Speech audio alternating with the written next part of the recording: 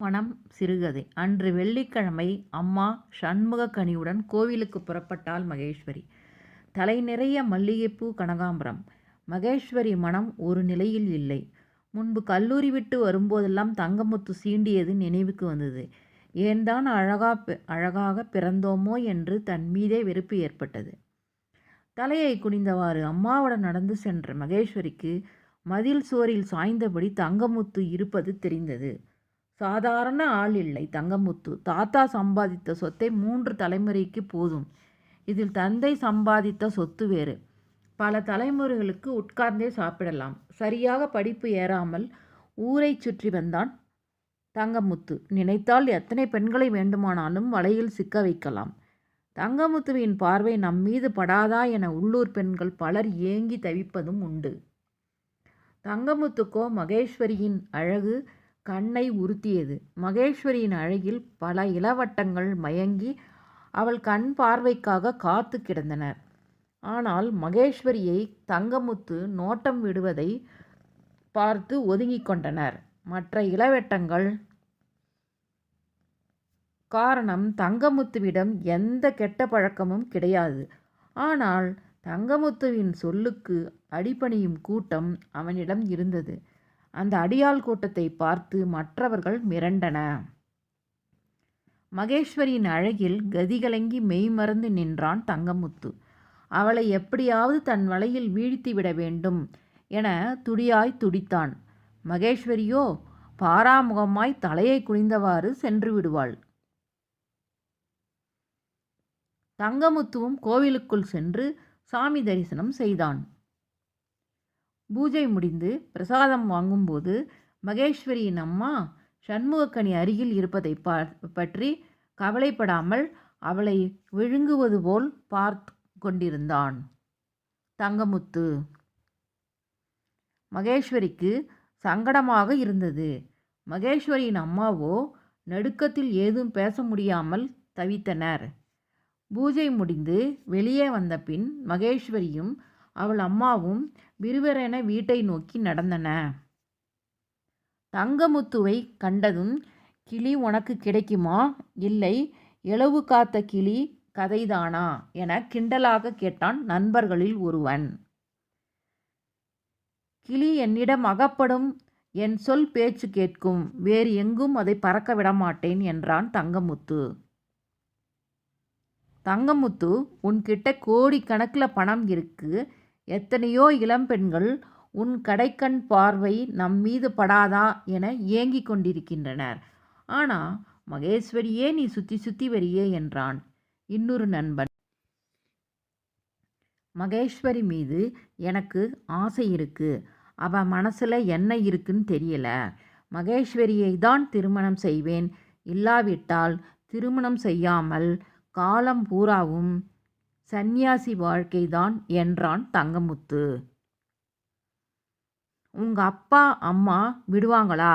ஒரே மகன், ஏகப்பட்ட சொத்து, வசதி இருக்கு.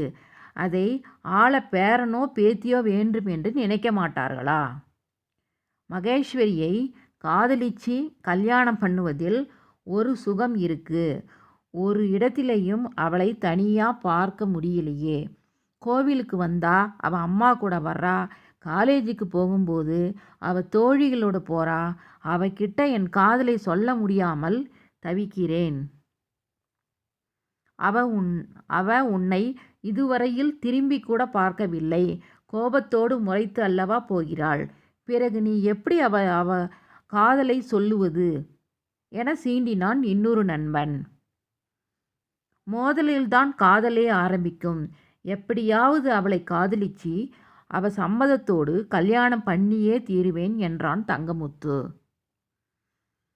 வீட்டில் தன் கணவர் கிருஷ்ணசாமியிடம் புலம்பிக் கொண்டிருந்தாள் மகேஸ்வரியின் அம்மா சண்முகக்கனி. நம்ம மக படிப்பு முடிந்தவுடன் ஒரு மாப்பிள்ளையை பார்த்து அவன் கையில் இவளை பிடிச்சு கொடுத்திடணும். இவளை இனி நம்மால பாதுகாக்க முடியாது. தங்கமுத்து ஒரு பக்கம் சுற்றி சுற்றி வரான். தங்கமுத்துக்கு தெரியாமல் பல பேர் இவளை நோட்டம் விடுறாங்க. ஊரில் உள்ள பசங்களின் கண்கள் இவள் மேல்தான் மேயுது. தங்கமுத்து வெறி கொண்டு அலையறான். அவனால இவளுக்கு ஏதாவது ஒன்று ஆயிடக்கூடாதுன்னு பயமா இருக்கு. இவளுக்கு கல்யாணம் முடிஞ்சாதான் எனக்கு நிம்மதி என்றாள். யோசனையில் ஆழ்ந்தார் கிருஷ்ணசாமி. மகளுக்கு இப்போது வயது 20. தங்கமுத்து எதையும் செய்ய தயங்காதவன் ஒரு முடிவோடு மகளையும் மனைவியையும் அழைத்தார். மகேஸ்வரி, உன் அம்மா உன்னை நினைச்சு ரொம்ப பயப்படுறா. உடனே உனக்கு கல்யாணம் செய்து வைக்க ஆசைப்படுறா. நம்மக்கிட்ட வசதி குறைவு. நமக்கேற்ற குடும்பத்தில் ஒரு வரன் இருக்கு. நமக்கு தூரத்து சொந்த பையன். உனக்கு மாமன் மகன் முறை வரும். குறைந்த சம்பளம். அரசு உத்தியோகத்தில் இருக்கினால் உங்களால் முடிந்த அளவு செய்யுங்கள். உங்களை கஷ்டப்படுத்த மாட்டோம் என பையனின் பெற்றோர் சொல்லிவிட்டனர். எனக்கும் உன் அம்மாவுக்கும் சம்மதம். உன் விருப்பம் என்ன என்றார். தங்கமுத்து பார்வையிலிருந்து தப்ப வேண்டும். பணபலத்தால் எதையும் செய்ய தயங்காதவன். இனி இந்த ஊரில் இருக்கக்கூடாது என முடிவு செய்தவள். நீங்கள் என்ன சொன்னாலும் எனக்கு சம்மதம். உங்க விருப்பப்படியே செய்யுங்கள் என கூறிவிட்டாள். அவசர அவசரமாக நிச்சயதார்த்தத்தையும் முடித்தனர். தகவல் அறிந்து துவண்டு போனான் தங்கமுத்து. கட்டுனா மகேஸ்வரியை தான் கட்டுவேன் சொன்னையே, இப்போ என்னடானா வெளியூர்காரனுக்கு யோகம் அடிச்சிருக்கு என்றார் தங்கமுத்துவின் நண்பர்கள். மனதில் இருந்த வேதனையை வெளிக்காட்ட முடியாமல் தவித்தான் தங்கமுத்து. மகேஸ்வரியை வலுக்கட்டாயமாக தூக்கி வந்து திருமணம் செய்யலாம். யாராலும் தடுக்க முடியாது. நான் தான் அவள் மீது ஆசைப்பட்டேன். ஆனால் அவளுக்கு ஆசை இல்லை. ஒருதலை காதல். அவளுக்கு விருப்பமில்லாத எதையும் செய்ய வேண்டாம். மகேஸ்வரியாது சந்தோஷமாக வாழட்டும் என்று நினைத்து மனதை தேற்றிக்கொண்டேன். முதலில் உங்களால் முடிந்ததை உங்கள் பெண்ணுக்கு செய்யுங்கள் என்றனர் மணமகன் வீட்டார். அதன் பின் மாப்பிள்ளை விக்னேஷுக்கு அரசு உத்தியோகம் என்பதால் 5 பவுன் கூடுதலாக வேண்டும் என டிமாண்ட் செய்தனர். அதிர்ச்சி அடைந்தனர் மகேஸ்வரியின் பெற்றோர். கஷ்டப்படும் குடும்பம் என்பதால் என்ன செய்வது என தவித்தனர். தங்கமுத்துவிடமிருந்து மகளை காப்பாற்ற வேண்டும் என்பதற்காக திருமணத்துக்கு சம்மதித்தார் மகேஸ்வரியின் அப்பா.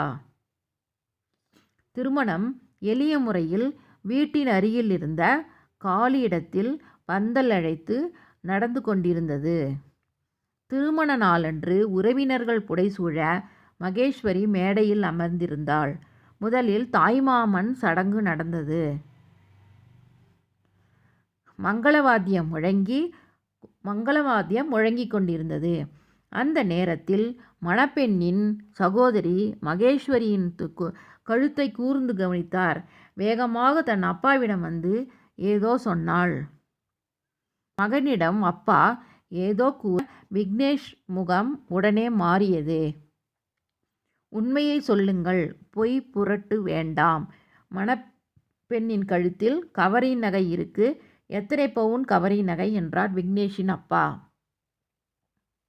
மகேஸ்வரியின் பெற்றோருக்கு கை கால் உதறல் எடுக்க ஆரம்பித்தது. எப்படியாவது திருமணம் நடந்து விட வேண்டும் என்ற எண்ணத்தில் 5 பவுன் கவரி நகையை அணிவித்தோம். திருமணம் முடிந்தவுடன் கண்டிப்பாக தந்துவிடுகிறோம் என கெஞ்சினர் மகேஸ்வரியின் பெற்றோர். மணமகனின் பெற்றோரோ அசைவதாக இல்லை. 5 பவுன் நகை உடனடியாக வந்தால் தாலி ஏறும், இல்லாவிட்டால் தாலி ஏறாது என கராராக சொல்லிவிட்டனர் விக்னேஷின் பெற்றோர். எதுவும் பேசாமல் இருந்தான் விக்னேஷ். யாரிடம் கேட்பது? அவமானம், தலைக்குனைவு. எதுவும் பேசாமல் மகேஸ்வரியின் அம்மாவும் அப்பாவும் அப்படியே உட்கார்ந்து விட்டனர். நேரம் கடந்து கொண்டிருந்தது. கல்யாண வீட்டு குழப்பம் எல்லோருக்கும் வேடிக்கையாக இருந்தது. திடீரென 7-8 இளைஞர்கள் உள்ளே நுழைந்தனர். அதில் தங்கமுத்துவும் ஒருவன். பிரச்சனையை கேள்விப்பட்டு தன் நண்பர்களுடன் அங்கு வந்திருந்தான் தங்கமுத்து. அவனை பார்த்து அங்கிருந்த அனைவரும் பயந்தனர். மணமகன் பெற்றோரிடம் தங்கமுத்து பேச அவர்களின் முகத்தில் சந்தோஷம்.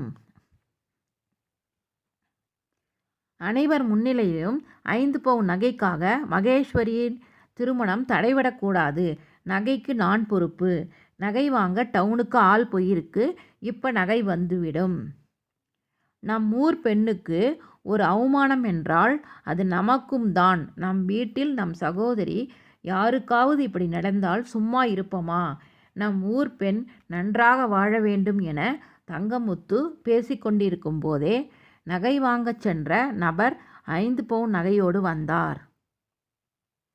திருமணம் நடக்கட்டும் என மணமகன் பெற்றோர் கூறியதை அடுத்து கெட்டிமேளம் முழங்க தாலியை எடுத்து கொடுத்தார் ஐயர். அப்போது ஆவேசமாக எழுந்தாள் மகேஸ்வரி. நிறுத்துடா, நீயும் ஒரு ஆம்பளை. 5 பவுன் நகை குறைந்ததால் தாலி கட்ட மறுத்தாயே. உன் பெற்றோரிடம் நீ என்ன சொல்லியிருக்க வேண்டும்? நகையை பிறகு பார்த்து கொள்ளலாம். மகேஸ்வரி கழுத்தில் தாலி கட்டுவேன் என துணிச்சலாக ஏன் பேசவில்லை? பெற்றோர் மனம் சங்கடப்படக்கூடாது என்பதற்காக கவரி நகையை அணிந்து கொண்டேன். நீ அரசு வேலையில் இருக்கிறாய். வரதட்சணை கூடுதலாக கேட்டு திருமணத்தை நிறுத்தியிருப்பதாக போலீஸில் புகார் கொடுத்தால் உன் வேலை பறிபோயிருக்கும். நீயும் உன் குடும்பமும் ஜெயிலில் இருப்பீர்கள். தங்கமுத்துவை நான் ரவுடி, மோசமானவன் என நினைத்தேன். ஆனால் கடின பாறைக்குள் தாகம் தீர்க்கும் தண்ணீர் உண்டு என்பதை நிரூபித்துவிட்டார் தங்கமுத்து. என் வாழ்வு நன்றாக இருக்க வேண்டும் என நினைத்த தங்கமுத்து நான் கண்ட தெய்வம். நான் வாழ்ந்தால் தங்கமுத்தோடு தான் வாழ்வேன். தங்கமுத்து என்னை விரும்பாவிட்டால் எனக்கு கல்யாணமே வேண்டாம். காலம் பூராவும் கன்னியாகவே இருப்பேன் என தன் கழுத்தில் இருந்த மாலையை கழற்றி மாப்பிள்ளை முகத்தில் வீசிவிட்டு அந்த இடத்தை விட்டு வெளியேறினாள். அவமானத்தால் தலை குனிந்து வெளியேறினர் மணமகன் வீட்டார். உடனடியாக உறவினர்கள் கூடி பேசினர். தங்கமுத்துவின் பெற்றோர் சம்மதத்துடன் தங்கமுத்து மகேஸ்வரி திருமணம் நடைபெற்றது.